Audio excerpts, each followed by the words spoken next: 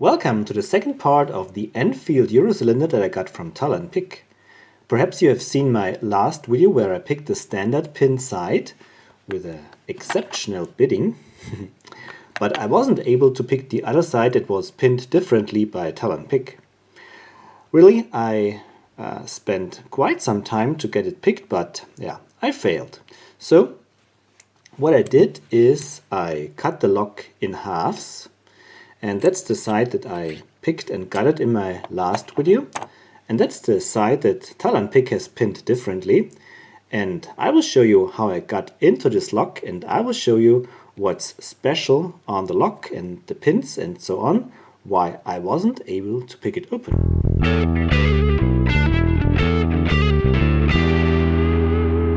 Alright, here's the little victim put in a vise.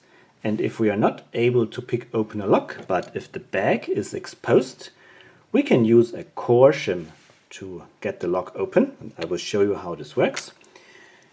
So you can see that the shear line is accessible here. There is no lip or rim. And we can use a shim, that's a thin piece of metal, but very stable, and put it right here at the end and push against the first or the last pin stack.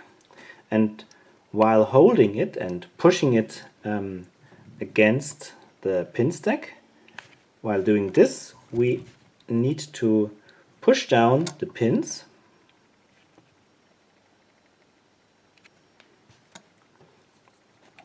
So I push it against the pin stack and I use a pick to push the pin down, and it goes in a little deeper, and now it pushes against the next pin stack number 4, and I might be able to get this picked here from the bag. I'm not quite sure. Maybe not. I will turn it around because it's quite easy then to push the core shim in from the back and pick the pins from the front. So that's pin 1, pin 2, pin 3, and here we should have pin 4, quite high. Or maybe 4 is already set. Then we work on 3. Sometimes it's a little tricky, because if you try to pick a pin stack where the shim is already in, you are pushing against the shim. So maybe I pull it out a bit. I think I've heard a pin. Now it went in a little bit deeper, so maybe we are left with 1 and 2 only. 1, how about 2? Maybe we pick it just from here. There should not be too many pins left. Why not? Try to pick it now.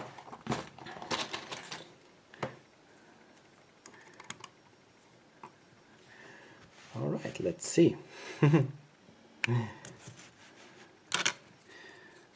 let's see.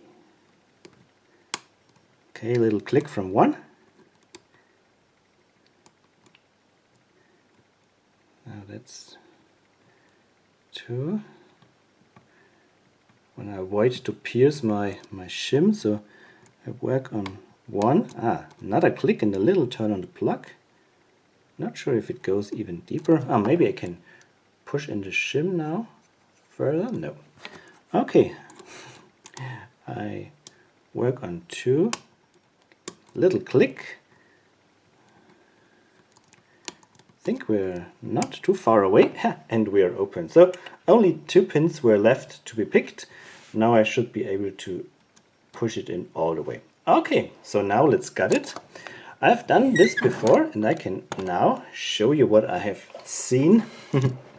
First time looking at the pinning.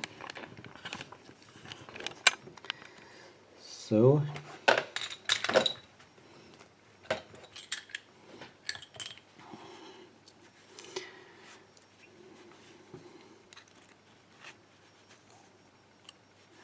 Okay, here we go. So that's the pinning that Tallan Pick has chosen. You can see that pin number 4 is already at the clear line, a zero cut I believe it's called, and number 5 is extremely deep down. So I can show you that if I use a very deep hook, not a crazy deep hook, but a very deep hook, just a second, very deep hook like this.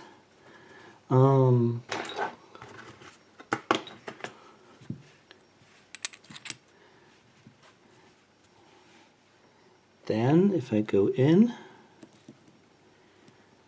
I do not overset number 4, but now when I try to pick number 5, it's not possible to pick 5 without oversetting 4. Okay, so this pick is not deep enough. What I did try as my last resort was this ridiculous deep hook, and I can show you that then you can actually pick, oops, that you can pick number 5. If I find it here, yeah, you can pick number 5 without oversetting 4. It's just possible.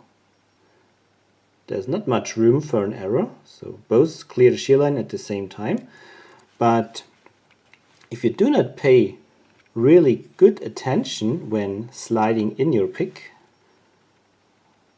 so you just slide it in like this, you can see, but I'm really here at the bottom here. When you just slide it in like this, you're oversetting easily number 4. So I think you might be able to slide it in at an angle, and then you can pick number 5. So it's not impossible to pick this lock, but without knowing the bidding or the pinning, I think I was constantly oversetting number 4, and the lock felt really mushy and no good feedback. So of course oversetting is not a good idea when you try to pick a lock. Yeah, I didn't feel that actually. Had no idea that I overset number 4. It was really, I had no good idea what was going on. Yeah, when we compare this with the bidding of the original key, we can see it's of course not working at all. Yeah, I think that's pretty extreme. Let's look at them side by side. That's a really extreme bidding here, and it's not this step that you have on the factory cut key from the very deep one to the middle one. It's all the way down to all the way up. So this is the shortest key pin and this is the longest key pin that we have here in this lock. The pins, the driver pins, are just the same. I had it here, I had it out before, and we can look again at the pinning, at the driver pins here. They look like this. Very nice pinning with a serrated and the tapered one. Pretty cool, and also the enlargement on the plug makes it a very interesting pick.